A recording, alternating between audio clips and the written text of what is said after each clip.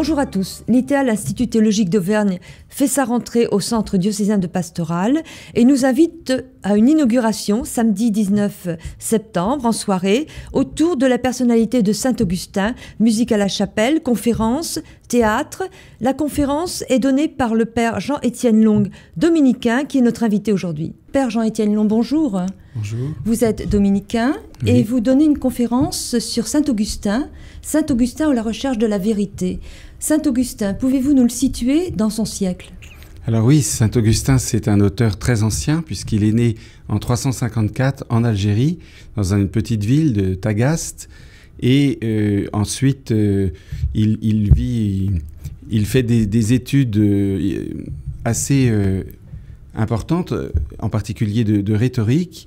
Et là, il a toute une carrière, mais il est travaillé personnellement par une quête intérieure. Et il va pendant plusieurs années rechercher le sens de la vie et du bonheur du côté des manichéens. Et puis, arrive un moment où il se rend compte que ce n'est pas du tout satisfaisant intellectuellement. Et il va rencontrer en particulier Ambroise à Milan. Et là, sa vie va un peu basculer à la fois du point de vue intellectuel et du point de vue existentiel. Il va devenir prêtre et évêque. Il est évêque d'Hippone. Ensuite, il deviendra effectivement, peu de temps après sa conversion, il retourne en Afrique du Nord et il devient prêtre et évêque d'Hippone. Alors, Saint-Augustin, c'est un docteur de l'Église, c'est aussi un théologien et philosophe reconnu. Quelles sont ses grandes œuvres ? Alors, les œuvres qui sont les plus connues, il y a déjà les Confessions, un ouvrage de très grande qualité littéraire et qui est en même temps un parcours très biographique de son itinéraire intellectuel et pas simplement de son itinéraire de foi. Donc, ce ne sont pas simplement des aveux sur ce qu'il aurait fait de mal, mais c'est vraiment... réducteur, le mot aveu. Confession, oui, ça a un sens beaucoup plus large. Il faut aller plus loin, c'est-à-dire c'est confesser la gloire de Dieu qui ne cesse d'accompagner Augustin tout au long de son itinéraire, et c'est comme ça qu'Augustin relie sa vie, hein, comme une vie qui est en fait aussi accompagnée patiemment et à travers tous les méandres de sa propre liberté, on pourrait dire. Saint-Augustin, c'est aussi une période charnière. Il vit une période charnière entre, on peut dire, la période hellénistique et le Moyen-Âge à venir.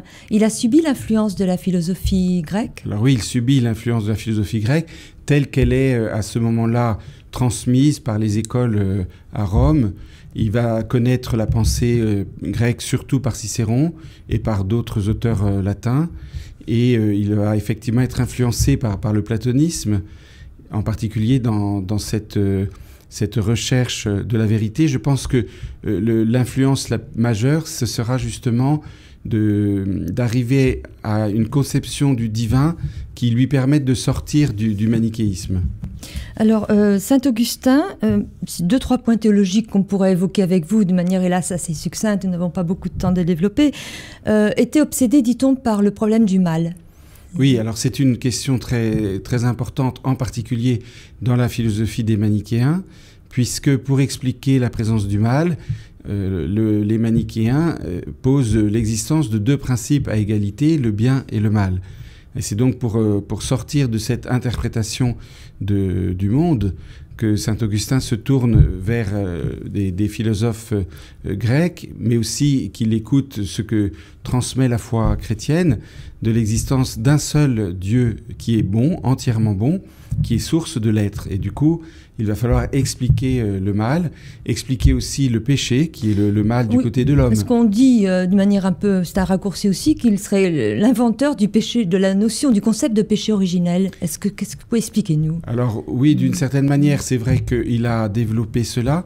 Je crois que ce qu'il faut bien retenir, c'est que Saint-Augustin a aussi des points de vue qui dépendent beaucoup des personnes à qui il s'adresse. Par exemple, il y a toute une période où, justement, pour lutter contre les manichéens, il va souligner la liberté de l'homme, qui est réelle et profonde. C'est-à-dire, les manichéens avaient tendance à dire qu'on était le jouet de la puissance du mal sans pouvoir être libre par rapport à l'influence du mal.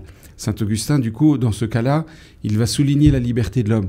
Mais face aux pélagiens qui avaient tendance à dire que l'homme est finalement tellement libre qu'il se sauve par lui-même, alors là, Saint Augustin souligne l'importance de la grâce et d'ailleurs, à travers son propre itinéraire, il est marqué, lui, par effectivement la blessure de la liberté et par la nécessité, on pourrait dire absolue, d'être sauvé par Dieu et que ce salut, il est donné gratuitement. Voilà, donc c'est la grâce.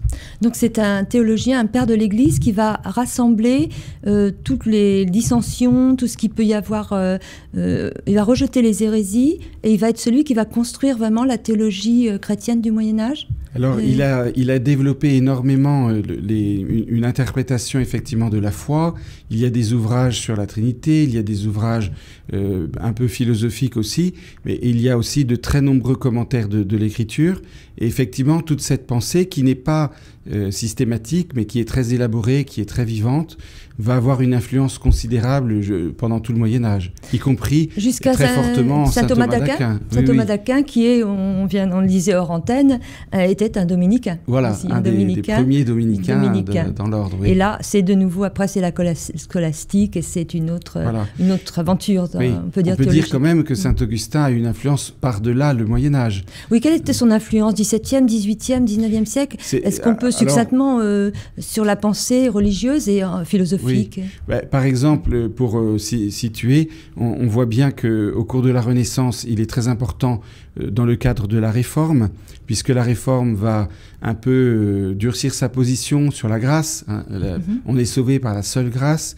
Et on voit bien aussi, par exemple, qu'un peu plus tard, le grand livre de Jansénius et toute la question du jansénisme, c'est autour de l'interprétation de la position de saint Augustin sur la grâce, hein, qui s'appelle l'Augustinus, l'ouvrage de Jansénius. Voilà. Et même, on peut dire actuellement, aujourd'hui, quelle influence il a sur la pensée philosophique ? Alors, à l'heure présente, je ne pourrais pas trop dire, mais ce qui est sûr, c'est que récemment, on voit un grand intérêt des philosophes pour ce penseur qui a notamment énormément réfléchi sur la conscience, avec beaucoup de subtilité, sur le temps, sur la mémoire. Et ça a beaucoup marqué les penseurs modernes, qui ont fait aussi des comparaisons à la fois entre Descartes et ce moment de la conscience qui se pose... De la conscience du cogito. Voilà. Oui. Père Jean-Étienne Long, une dernière question, si on peut dire. Quelle était la pensée politique de Saint-Augustin ? Alors, Saint-Augustin, lui, a été très marqué par son époque. L'époque de Saint-Augustin, c'est l'époque de la décadence romaine, avec une inflation bureaucratique et puis toutes ces invasions barbares. Donc, Saint-Augustin connaît l'invasion de Rome. Hein, et donc, il fait partie des personnes qui sont traumatisées par tout ça et qui sentent une sorte d'impuissance de la politique. Et donc il n'est pas à la fois une sorte d'admiration de la vertu romaine, oui, mais qui n'existe plus et qui n'arrive pas à se refaire par elle-même. Et ça pourrait être une position du christianisme d'aujourd'hui, non pas refuser d'entrer en politique, mais d'avoir un certain recul par rapport aux politiques. C'est-à-dire, face à cette impuissance en politique, saint Augustin ne s'enferme pas dans le désespoir, mais il souligne que pour un chrétien, c'est relatif, hein, que le plus important, c'est pas la cité terrestre que l'on voit et tout ce désir je dirais, d'éternité dans le temps, hein, mais dans la continuité et dans le pouvoir, quoi, dans l'installation du pouvoir politique. Le plus important pour le chrétien, c'est de communier en quelque sorte à l'éternité dans le temps présent, par la charité. Hein. Et du coup, c'est tout le thème de la Cité de Dieu, qui est une sorte de relecture. Son ouvrage dit cité et pas royaume. Oui, ça n'a pas d'importance, c'est au sens antique, mais non, ça n'a pas d'importance. Oui. Mais je pense, voilà, il oppose deux cités. Hein, il dit bien, il y a l'amour de soi jusqu'au mépris de Dieu qui anime la cité terrestre, alors que l'amour de Dieu jusqu'au mépris de soi anime la cité céleste. Et évidemment, le chrétien est de ce côté. Saint Augustin, que nous allons donc, Père Jean-Étienne Long, redécouvrir avec vous ce samedi 19 septembre en soirée, puisque vous donnez une conférence, Saint Augustin et la recherche de la vérité. Merci.